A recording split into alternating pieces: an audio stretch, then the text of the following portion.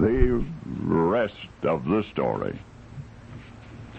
This was Jeff and Pat's dream house. They knew it. They knew it the moment they laid eyes on it. It was a mansion, really. 18 rooms, charming mold-painted frame with steep gables and a cupola, a wide porch overlooking the river. There are a number of unique and charming homes in Nyack, New York, but the Stambovskys had their hearts set on this one. And yes, it was for sale. And yes, Jeff and Pat inquired immediately. The price tag was staggering. $650,000. The owner was a widow, they were told, a woman named Helen Ackley. She was asking $32,500 as a binder.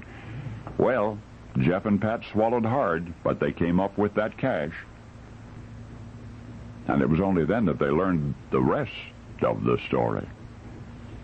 It was a local fellow. It was an architect in Nyack, who, after becoming acquainted with Jeff and Pat, confided the disturbing news. Regarding the home they'd fallen in love with and now planned to purchase, it seemed that the seller, Mrs. Ackley, did not have sole claim to the house. Oh, she owned it all right. But Mrs. Ackley was living in Orlando, Florida, while another family was living in her Nyack home.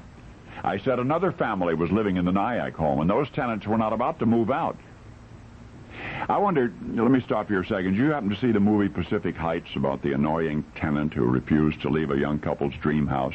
If you saw that movie, you know that it's sometimes legally impossible to evict a troublemaker, sort of like possession is 9/10 of the law, that sort of thing. And faced with just such a dilemma, Jeff and Pat contacted the owner and asked for their money back.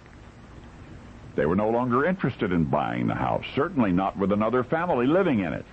Would Mrs. Ackley please return their $32,500 binder? But the answer was no. And thus, 2 years ago, began a court case, which has just now been legally resolved. The appellate division of the New York State Supreme Court has decreed that the Stambovskys may now sue Mrs. Ackley for the return of their earnest money. But the most intriguing and potentially significant aspect of the case is a majority opinion upon which that ruling was based. There never has been such a pronouncement by any judge in any American court ever. So the New York State Supreme Court may have opened a legal Pandora's box when it acknowledged the occupancy of a house, which might to you or me appear utterly vacant. That's right. In this case, Stambovsky versus Ackley, it's another kind of possession which has been declared 9/10 of the law.